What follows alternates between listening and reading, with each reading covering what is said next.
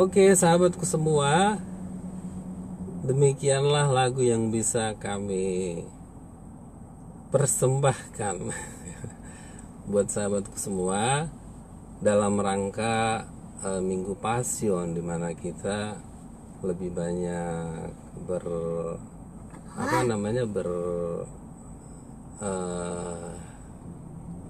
introspeksi diri, semakin mengenal dan merasakan karya agung penyelamatan Tuhan Yesus Kristus untuk menyelamatkan kita dari dosa dan maut.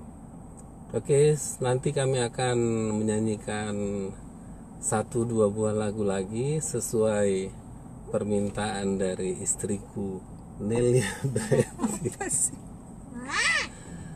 Oke sahabatku, abang mau menyampaikan sesuatu Mang? Enggak.